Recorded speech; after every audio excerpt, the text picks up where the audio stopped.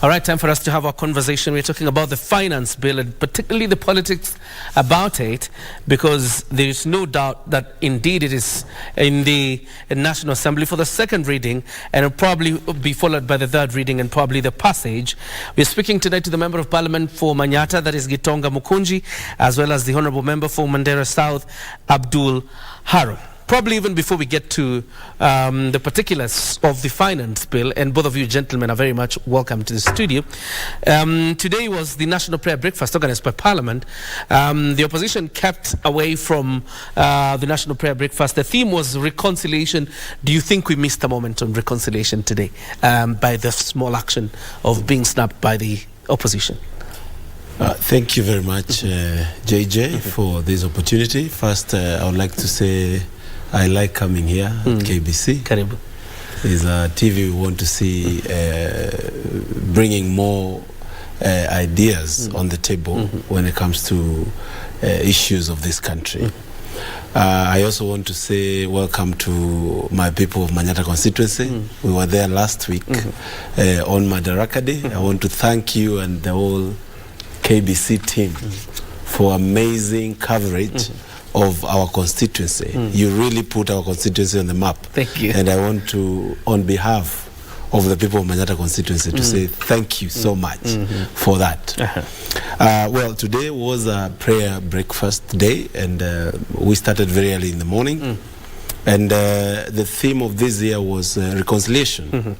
And reconciliation is also part of where it starts. So we might have not had the opposition leaders, but the fact that we held a prayer breakfast led by the National Assembly, by the Parliament, that was themed reconciliation. It shows open hands in terms of reconciliation in this country. All right. And I would like to really say it wasn't a good picture for our friends in opposition, Raila Odinga and his Azimio brigade, to miss out on this, because Kenyans are watching. Kenyans want to know who want this country burning and who wants this country to have peace.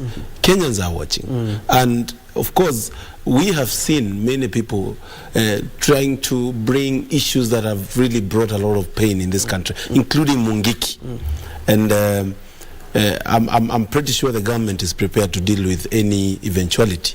But I would call upon the opposition leaders, Raila Odinga and his brigade, to come on the table of reconciliation.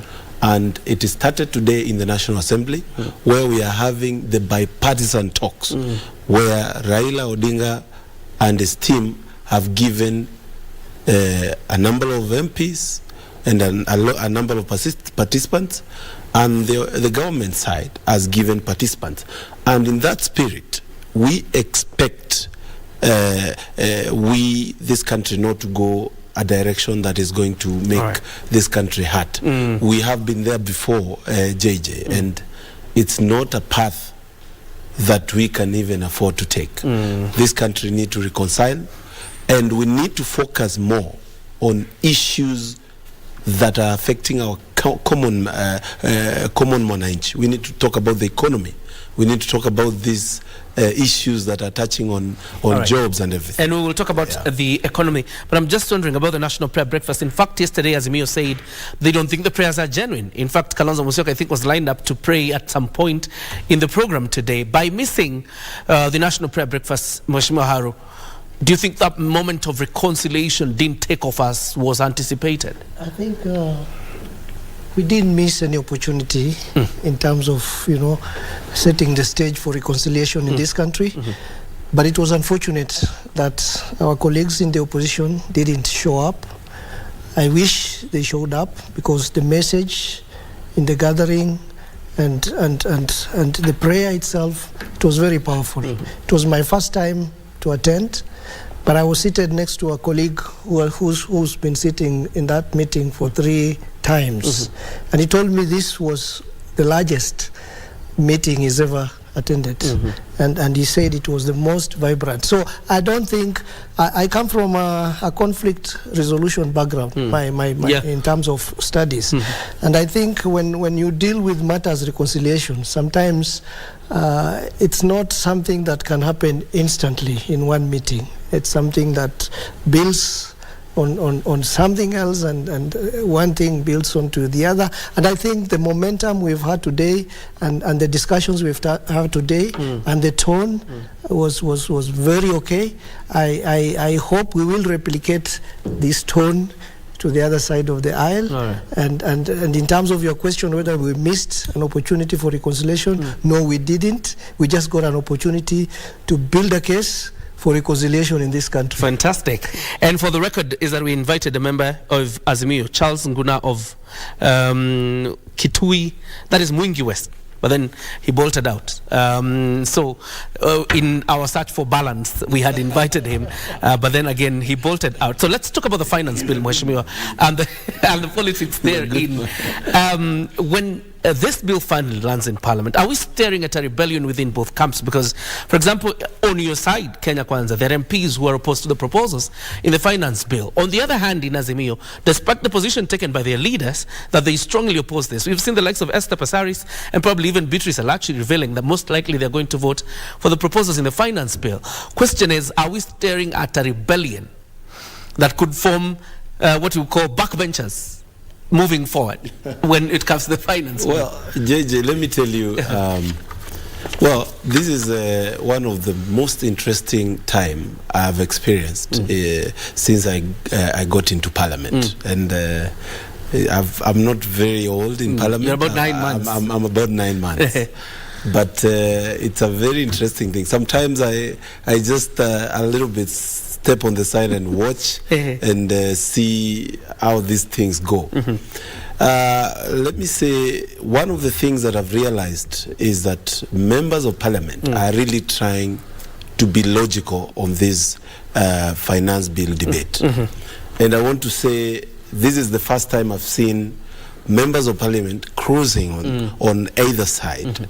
And, you know, some opposition and Azimio side coming and supporting, and others from government side trying to come on this side, which shows and which actually brings into conclusion people who try to malign Parliament as a house that has been taken over by the executive. I think when I listen to some people, especially on the opposition, saying that we cannot trust Parliament, we cannot logically give this thing to Parliament for decisions, they are forgetting that this is a house where we have debates. And I have not seen a member, and I've listened to many debates, I've not seen a member coming on the floor and arguing in a way that he is not seeing the logic in it, even if it's him alone that is seeing the logic.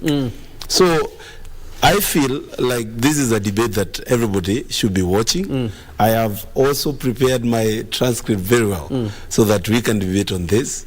And I really don't expect much of rebellion or anything, because after the decision has been made, after we have made the decision, either the bill passes or it fails, we move on to other serious laws of this country. It's a very interesting point you make, Mheshimiwa Mukunji. But, you know, Mheshimiwa Haro, when the president says, for example, we want to see that member of Parliament will be opposing the finance bill, there's the question of, all right, Mheshimiwa Gitonga Mukunji says of independence of Parliament, but then when something like that sounds like coercion, the question is, Mheshimiwa Abdi Haro, because you come from the ruling side of, you know, in Parliament, are you under coercion to pass the finance bill? Not at all. Actually, the president's statement has been taken out of context, because if you listen to the president very carefully, he was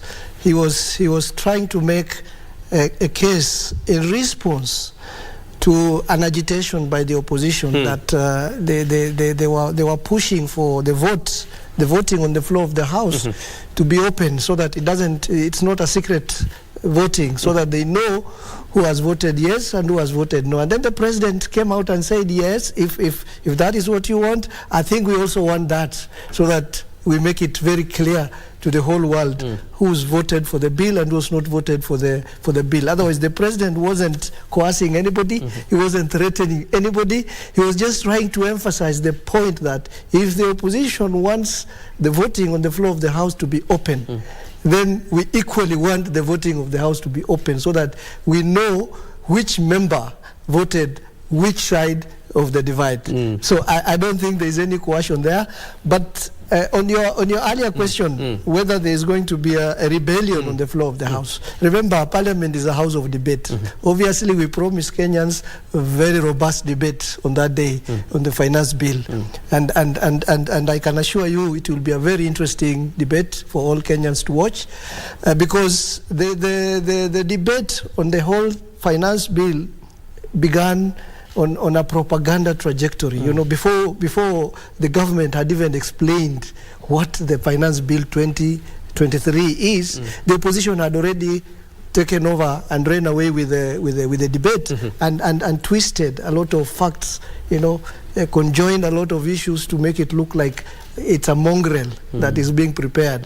But once the government started explaining what actually those issues mean, the debate is changing, and we are going to have that very robust debate in the House, because Parliament, our voters sent us there to debate. They didn't send us there to sleep, and we'll give them the debate they desire. All right, and you know, all our eyes will be on him. But the president's tone, because you're saying on Sunday it didn't look like it was not coercion. But too many people, that's what it sounded. And I think you saw the papers cover that. It sounded like coercion. Then the president today at the National Prayer Breakfast is telling the opposition, don't just oppose it, relook at the proposals therein, and then let's debate.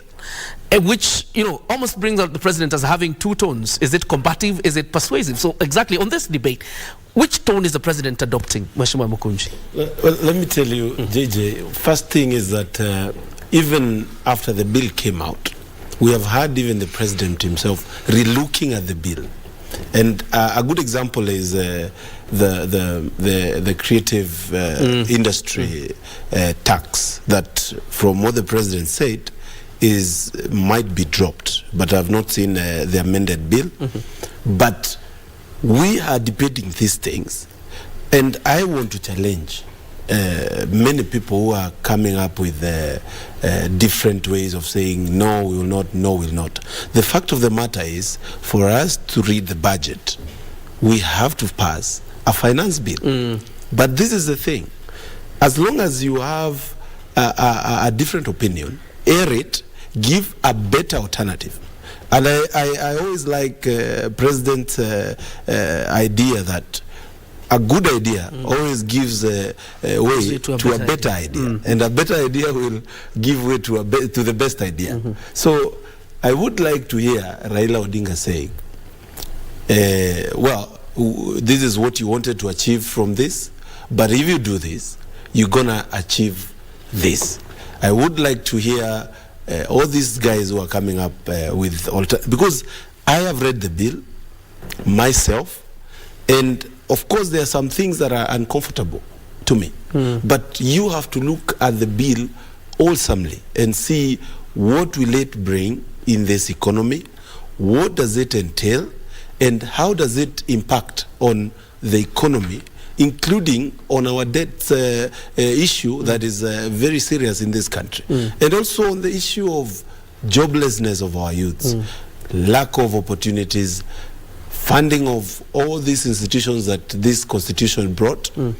And the president does not have many alternatives.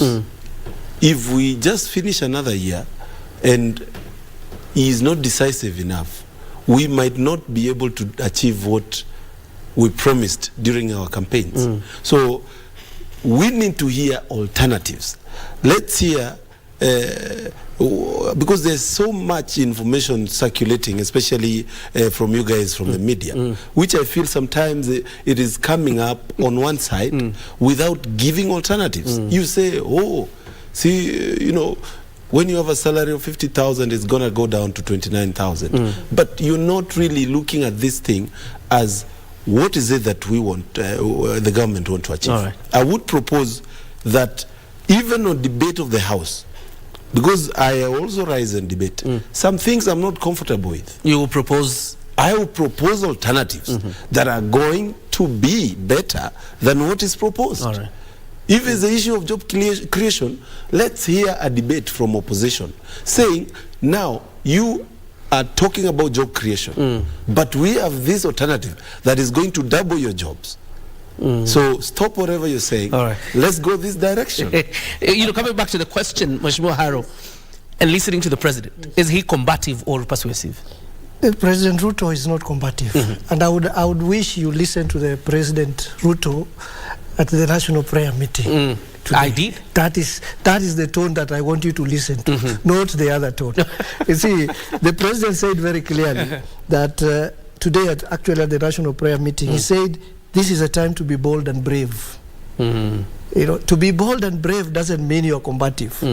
You know, as my friend, as Mheshimiwa colleague has just said, what alternatives do we have? You know, we are coming from a background where we saw our debt rising from 4 trillion to 9 trillion in 5 years. And we are in a situation where we are saying it's no longer sustainable to continue borrowing in order to finance our economy. And we promised our people quite a number of things. We promised them jobs. We promised them an export-oriented economy. We promised them affordable housing. We promised them a lot of things. And those things needs to be done. And some of the decisions to reach to those things are going to be very hard and very difficult decisions. You know, sometimes you do things, you go through a worse time before it gets better.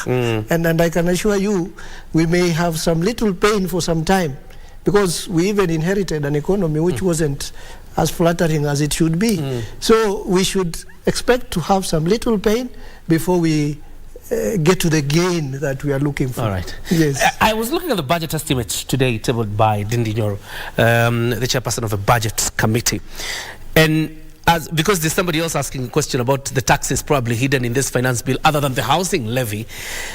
And the people who think that Kenya Kwanza is backtracking on its promises, because the 3.6 trillion budget, out of it there will be a deficit of 663.5 billion shillings. And that is pegged on if the Kenya Revenue Authority hits its target, the projected revenue it's supposed to collect. So it could go higher.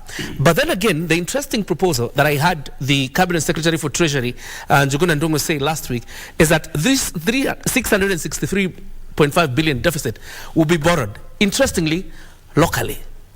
Mheshimiwa, we're going back to borrowing again. I mean, internationally or locally, borrowing is borrowing. Well, I would say we can't really jump from here to heaven. You know, it has got to be structured. And the fact of the matter is, we are not collecting enough to cover our usage, and that is a fact. We have been in a status where we have been borrowing even for recurrent expenditure. And I want to say congratulations to His Excellency the President, because immediately came in, there was a coercion to even borrow for salaries from local banks. That has happened before. I don't want to name the banks, but it has happened before that we have borrowed for current expenditure. But here we are. From a deficit of 1 trillion, we are at 600 billion. So we will go that way until we are able to break even and then even get surplus for our country. But that has to happen when two things happen. Number one, we have to be prudent with our usage. We have to be prudent in our investments. We have to put we have to put money where our mouths are. We have to put money in projects that are able to give back to this economy. Number two, it will happen when we are borrowing to do the right thing. And this I mean by the fact that even this government, it's really focusing on borrowing to help on production, but not consumption. And if you look at that bill, because some things are not getting the airtime that they're supposed to get. A good example is the issue of packaging of tea and coffee. We have had a challenge where we are exporting a lot of coffee and tea, which are our main exports right now. But if you want to do value addition in this country, you are totally disoriented, because when you import the packaging things for coffee and tea, you definitely have a product that cannot even get to the shelves in the right price. You can't compete with the people. So you find our jobs going to Egypt, South Africa, and those other places. Those are not getting the right airtime. We are also not giving the right airtime for this gas issue, whereby the home gases, the cooking gas will go lower in terms of price. Because of the zero rating of the VAT on cooking gas. So we need to actually be very balanced on this. Let's have an educative way of covering this bill, instead of bringing the negativity and making it look like it's a death trap for this country. Right. I would propose that, because this debate is going to happen in Parliament, if it's possible, let's have all media houses covering it live, so that we can know what the members of Parliament... KBC will be covering it live. So that we can be able to have that coverage that is making sense. Mheshimiwa, if we were to go that route of locally borrowing, the deficit of the more than 600 billion deficit, obviously that will crowd out borrowing for SMEs. You know, it's like giving with one hand and taking with the other, and then backtracking on the promise of borrowing. Let me tell you, I have a different view. We may not even borrow much, even locally, because some of the measures that have been put in place, you know, some of those taxes you've said are hidden. Actually, there's nothing hidden. It's quite clear. There are quite a number of taxes which have increased, and there are quite a number of taxes which are there are exemptions and taxes which have gone down. And I think we can generate revenue from some of these taxes which have increased. And which are some of those areas? Like, for example, imported fish. You know, it's going to generate a lot of revenue for this country. Look at the imported sugar. Look at the area of locally made and imported confectionaries. Look at imported hair, imported furniture, imported cement, imported steel, imported paints.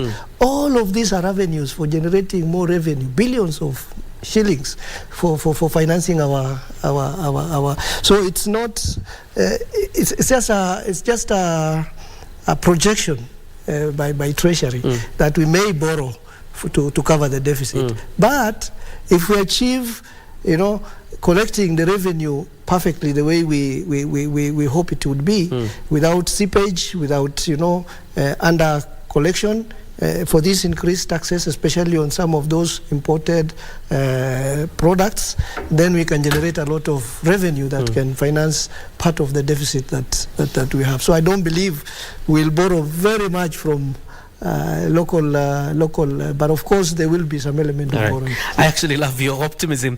But Mheshimiwa, I think you've seen much of the crime. It's been covered in the news about hospitals that are turning away patients because probably of NHIF remittances. And I think I've seen judicial officers, some of them are yet to access some of their allowances.